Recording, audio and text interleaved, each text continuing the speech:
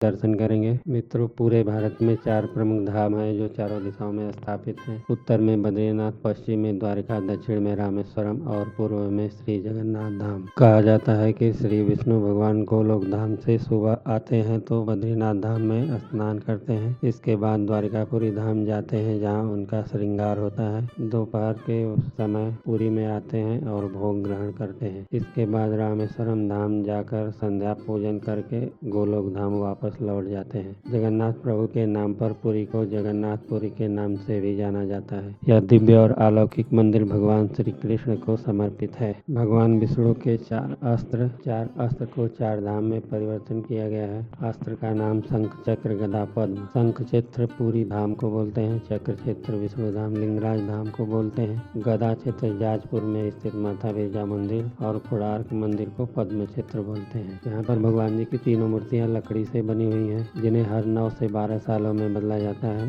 इस परंपरा को नवकलेवर कहा जाता है। मूर्तियों को बदलते समय पुरानी मूर्ति से ब्रह्म तत्व निकाल मूर्ति में डाला जाता है। दोस्तों, यह मंदिर बहुत ही ज्यादा अलौकिक और दिव्य है, तो आप भी यहाँ पर दर्शन करने जरूर आइए। सुबह 5 बजे से रात 9 बजे तक आप दर्शन प्राप्त कर सकते हैं। वहीं दिन में 11:30 से 1 PM तक भोग और विशेष पूजन के कारण दर्शन रुक जाते हैं। दर्शन करने में 1 से 2 घंटे लग जाते हैं, लेकिन ज्यादा भीड़ भाड़ होने पर दर्शन करने में 2 से 3 घंटे का समय भी लगता है। 3 से 4 भोग और आरती का आयोजन किया जाता है, उस समय भी दर्शन रोक दिए जाते हैं। जगन्नाथ मंदिर में भगवान श्री कृष्ण, उनके भाई बलदेव और उनकी बहन सुभद्रा के दर्शन होते हैं। मंदिर में आप phone, camera, leather belt, jacket और बैग नहीं ले जा सकते हैं। मंदिर के आसपास लॉकर रूम बने हुए हैं, वहां आप अपना एक्स्ट्रा लगेज या कीमती सामान रख सकते हैं। पूरे साल आप कभी भी यहाँ आ सकते हैं। बहुत चहल पहल रहती है। सुबह के वक्त और शाम के वक्त मंदिर के आसपास का नज़ारा बहुत ही शानदार रहता है। बताया जाता है कि जगन्नाथ मंदिर की चोटी पर शाम को 5 बजे के आसपास रोजाना झंडे को बदला जाता है। उसे देखने के लिए भी यहाँ हजारों की तादाद में श्रद्धालु पहुँचते हैं। इस मंदिर में प्रवेश करने के लिए चारों दिशाओं में 4 प्रमुख द्वार हैं: सिंह द्वार, अश्व द्वार, व्याघ्र द्वार और हस्ता द्वार। तो चलिए फूल माला लेकर लाइन में लगकर मंदिर में प्रवेश करेंगे। फिर मुख्य मंदिर में प्रवेश करने के बाद में महाप्रभु श्री जगन्नाथ, बहन सुभद्रा और भाई बलभद्र के अलौकिक दर्शन करके अपने जीवन को सफल बनाएंगे। मित्रों, मंदिर प्रांगण में और भी बहुत से देवी देवताओं के अलौकिक मंदिर स्थापित हैं। आप यहाँ पर सभी के दर्शन कर आशीर्वाद प्राप्त कर सकते हैं। मंदिर परिसर में ही आनंद बाजार है, जहाँ पर प्रसाद और महाभोग मिलता है, जो जगन्नाथ मंदिर की खास रसोई में इस 56 भोग को बनाया जाता है। आप अपनी श्रद्धा अनुसार इस भोग को खरीद सकते हैं। दोस्तों, इस महाप्रसाद के स्वाद को शब्दों में बता पाना बहुत ही ज्यादा मुश्किल है। शायद ही आपने इतना स्वादिष्ट प्रसाद कभी ग्रहण किया हो, तो आप यहाँ पर इस महाप्रसाद को जरूर ग्रहण करें। जगन्नाथपुरी का रसोई घर दुनिया की सबसे बड़ी और सबसे रहस्यमयी रसोई है, जिसके अनोखे तथ्य और परंपरा भक्तों को आश्चर्यचकित कर देती है। रसोई का सबसे बड़ा रहस्य यह है कि यहाँ भोजन 7 मिट्टी के बर्तनों में बनाया जाता है और हर एक बर्तन को एक के ऊपर एक रखा जाता है। स्वाभाविक है कि सबसे नीचे के बर्तन में ज्यादा आंच आ रही होती है, तो उसे सबसे पहले पकना चाहिए, लेकिन पूरी में ऐसा नहीं होता है। यह चौंकाने वाली बात है कि 7 बर्तनों में जो सबसे ऊपर होता है उसका खाना पहले पकता है। यहाँ भोजन बनाने का कार्य केवल सेवियत ब्राह्मणों द्वारा किया जाता है और किसी भी बाहरी व्यक्ति को इसमें प्रवेश करने की अनुमति नहीं होती है। पूरी मंदिर में रोजाना लगभग 50,000 से 2 लाख लोगों तक को महाप्रसाद बांटा जाता है। चौंकाने वाली बात तो यह है कि इतने बड़े किचन में जहाँ 500 से ज्यादा रसोइये और सेवक काम करते हैं, जहाँ हर दिन सैकड़ों क्विंटल अनाज, सब्जियाँ और मसाले इस्तेमाल होते हैं, वहाँ ना कोई बदबू होती है, ना ही कोई मक्खी दिखाई पड़ती है। कहा जाता है कि यह अग्निदेव और माता लक्ष्मी की कृपा है, जो इस रसोई को हर प्रकार की अशुद्धि से दूर रखती है। मित्रों, जून जुलाई के महीने में यहाँ पर विश्व विख्यात रथ यात्रा का आयोजन होता है। उस समय यहाँ पर करोड़ों भक्त रथ यात्रा में शामिल होने के लिए आते हैं। रथ यात्रा से 15 दिन पहले मंदिर में दर्शन बंद हो जाते हैं, फिर रथ यात्रा के बाद ही मंदिर में दर्शन प्राप्त होते हैं। तो मित्रों, जगन्नाथ प्रभु के दर्शन करने के बाद अब हम शाम के समय चलेंगे गोल्डन बीच। मित्रों, यह पुरी का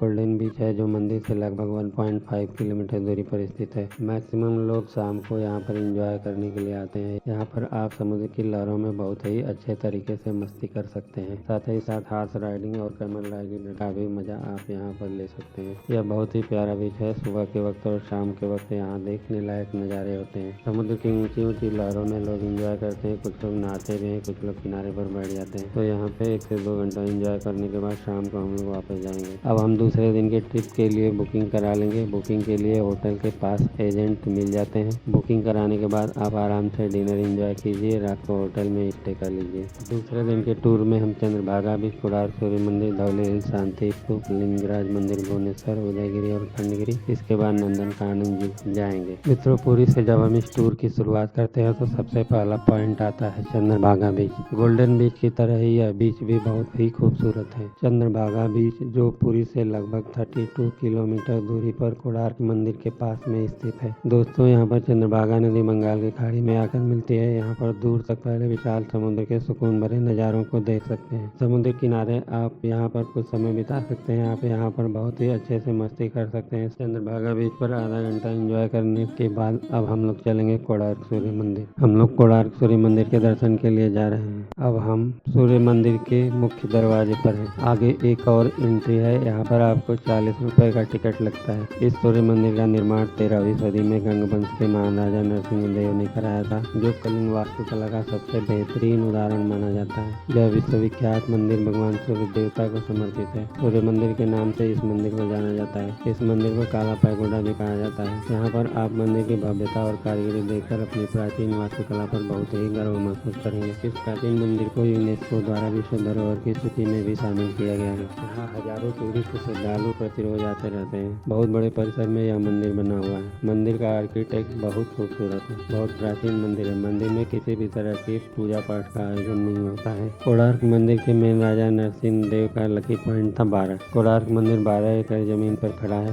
मंदिर के चतुर्दिक में 12 चक्र और 26 पहिए हैं और 1200 कारीगरों ने बनाया था। यह मंदिर 12 साल में बना था और जो लड़का सुसाइड किया था उनका नाम धर्मपद था। ये भी 12 साल का लड़का था। एक दिन राजा नरसिंह देव ने 1200 कारीगरों को आदेश दिया था कि 12 साल में कोणार्क सूर्य मंदिर बन करके तैयार हो जाना चाहिए। यदि मंदिर नहीं बना तो सबका सिर अलग कर दिया जाएगा। तो उन 1200 कारीगरों ने मंदिर तो बना लिया, लेकिन मंदिर के ऊपर कलश नहीं बैठा पाए। 1200 कारीगरों में प्रमुख कारीगर थे विश्व महाराणा। उनके बेटे का नाम था धर्मपद, जो 12 साल का लड़का था। ये 12 साल का लड़का बचपन से कभी पिता को नहीं देखा था। पहली बार पिता के पास घूमने के लिए आया था। उस 12 साल के लड़के धर्मपद ने अपनी प्लानिंग से कोणार्क मंदिर के ऊपर कलश बैठा दिया था। धर्मपद ने सोचा कि राजा को मालूम पड़ेगा तो 12 साल के लड़का कंप्लीट किया है तो 1200 कारीगरों की जान से खतरा हो सकता है, इसलिए खुद सुसाइड कर लिया था। हिंदू धर्म के हिसाब से कोई मंदिर के अंदर सुसाइड करेगा तो मंदिर सारा दिन के लिए बंद हो जाएगा। ये मंदिर तब से 1200 साल पहले से बंद है। मंदिर की ऊंचाई थी 229 फीट, अभी 80 फीट है।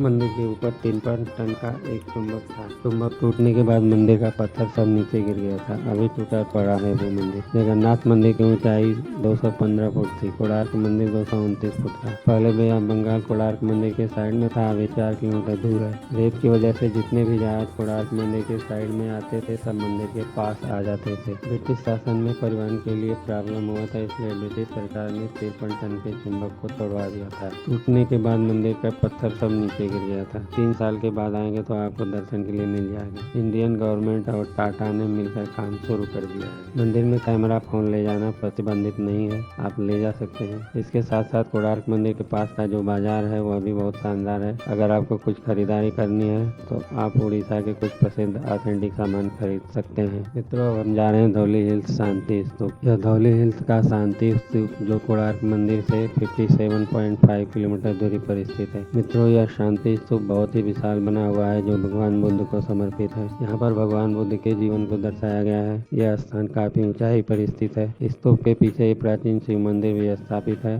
आप यहाँ पर भी दर्शन कर आशीर्वाद प्राप्त कर सकते हैं। मित्रों, अब हम पहुँच चुके हैं श्री लिंगराज मंदिर जो धौली हिल्स से लगभग 8 किलोमीटर की दूरी पर भुवनेश्वर में स्थित है। यह दिव्य और प्राचीन मंदिर भगवान विष्णु और महादेव जी को समर्पित है। इसका निर्माण 10वीं शताब्दी में राजा ययाति द्वारा शुरू कराया गया था। लिंगराज मंदिर भुवनेश्वर में है। भुवनेश्वर को 2 भाग में विभक्त किया गया है, न्यू भुवनेश्वर और ओल्ड भुवनेश्वर। न्यू भुवनेश्वर उड़ीसा की राजधानी और स्मार्ट सिटी कही जाती है। ओल्ड भुवनेश्वर को मंदिर मालिनी शहर बोला जाता है। ओल्ड भुवनेश्वर में 4 किलोमीटर के अंदर 1 लाख मंदिर से एक कम है। समुद्र मंथन के समय पर भगवान शंकर विषपान करने के बाद नित्य तांडव किए थे। तांडव के समय पर भगवान शंकर की जटाओं से जितनी जटाएं भूमि पर गिरी वहाँ मंदिर ही मंदिर स्थापित हो गए। इन सभी मंदिरों के अंदर लिंग पूजन होता है। सभी लिंग का राजा लिंगराज। लिंगराज मंदिर के अंदर पहले 12 फुट का लिंग था, अभी भूमि के नीचे है। कहते हैं कि जब पाप का भार जितना बढ़ जाता है ये लिंग नीचे चला जाता है, इसलिए बोलते हैं भूलिंग भुवनेश्वर। जब टोटल नीचे चला जाएगा कलयुग का अंत हो जाएगा। आप लोग जब मंदिर के अंदर जाएंगे तो देखेंगे एक लिंग पूजन होता है। लिंग शिवलिंग के ऊपर एक ढक्कन रख दिया गया है, उसके ऊपर बेलपत्ता और तुलसी पत्ता रखा गया है, वही दर्शन करके आते हैं। समुद्र मंथन के समय पर दोनों भगवान साथ में थे, शंकर भगवान और विष्णु भगवान। शंकर भगवान का बेलपत्ता से पूजन होता है और विष्णु भगवान का तुलसी पत्ता से पूजन होता है। तो लिंगराज मंदिर के अंदर दोनों भगवान है, इसलिए दोनों पत्तों से एक साथ पूजन होता है, इसलिए बोलते हैं हरिहर। मंदिर के अंदर लिंग पूजन होता है। मंदिर के शीर्ष में राम का धनु पूजन होता है। मंदिर के अंदर मोबाइल कैमरा, बाइक, जूता, चप्पल यह सब ले जाना मना है। मंदिर के बाहर ही आपको लॉकर की सुविधा मिल जाती है, तो लाइन में लगकर मंदिर में प्रवेश कीजिए। यहाँ पर आप स्वयंभू शिवलिंग के दर्शन कर आशीर्वाद प्राप्त कर सकते हैं। मित्रों, यह मंदिर बहुत ही विशाल और भव्य शैली में बना हुआ है। तो यहाँ पर दर्शन करने के बाद में अब हम चलेंगे उदयगिरी और खंडगिरी। उदयगिरी और खंडगिरी जो लिंगराज मंदिर से लगभग 12 किलोमीटर दूरी पर स्थित है। यहाँ पर 15 रुपए प्रति व्यक्ति का एंट्री टिकट लगता है। यहाँ पर प्राकृतिक रूप से बहुत सी गुफाएं बनी हुई हैं, साथ ही साथ कुछ गुफाओं को बनाया भी गया है। इस स्थान का निर्माण 250वीं ईस्वी के आसपास गुप्त वंश के राजाओं ने जैन साधु मुनियों के लिए करवाया था। उदयगिरी और खंडगिरी आमने सामने स्थित है। उदयगिरी में छोटी बड़ी 18 और खंडगिरी में 15 गुफाएं बनी हुई है। इसके अलावा खंडगिरी में जैन मंदिर भी स्थापित है। उदयगिरी आपको जरूर आना चाहिए, क्योंकि भुवनेश्वर के मस्ट विजिटिंग प्लेसेज में से एक है। थोड़ी सी सीढ़ियाँ चढ़कर ऊपर जाना पड़ता है। अब हम चलेंगे उदयगिरी के ठीक सामने खंडगिरी। खंडगिरी के ऊपर जैन मंदिर, यह दिगंबर मंदिर है। खंडगिरी से लगभग 18 किलोमीटर की दूरी पर है नंदन कानन जू। यहाँ पर आपको बहुत से जीव जंतु देखने को मिलते हैं। सभी तरह के चीते, शेर, हाथी, भालू, तेंदुआ, हिरण, जिराफ, साथ ही बहुत तरह के सांप और पक्षियों को आप यहाँ पर देख पाते हैं। तो यहाँ पर 2 से 3 घंटे घूमने के बाद शाम को 8 से 9 बजे तक हम लोग पूरी वापस आ जाएंगे। आप चाहें तो भुवनेश्वर में ही रह सकते हैं और वहाँ से रेलवे स्टेशन या एयरपोर्ट जा सकते हैं, चाहे तो पूरी वापस आ सकते हैं। अगर आप फ्लाइट से जाना चाहते हैं तो एयरपोर्ट पहुँच जाइए। अब हम बात करेंगे चिल्का झील टूर का। चिल्का झील की दूरी पूरी से करीब 35 से 40 किलोमीटर है। चिल्का झील पहुँचने का सिर्फ एक ही मकसद होता है, वह है चिल्का झील में बोट की सवारी। अगर आपने चिल्का झील में बोट की सवारी कर ली तो फिर समझो आपको चिल्का झील का टूर और भी शानदार हो गया। पक्षियों के नज़ारे आपको देखने के लिए मिलेंगे, अलग अलग मछलियों के नज़ारे आप देखपुरी में बहुत सी ट्रेवल एजेंसियाँ मौजूद हैं। आप चाहें तो उनसे भी चिल्का झील का टूर ले सकते हैं। अब बात करते हैं यहाँ पर आने के लिए कितने दिन का टूर बनाना चाहिए। तो 3 डेज और 2 नाइट का प्लान इनफ रहता है। अगर आप पुरी को और भी अच्छी तरीके से घूमना चाहते हो तो फिर आप 4 डेज और 3 नाइट का प्लान भी बना सकते हैं। तो चलिए अब हम लोग बात करते हैं बजट के कितने। जय हिंद, जय भारत, जय जगन्नाथ।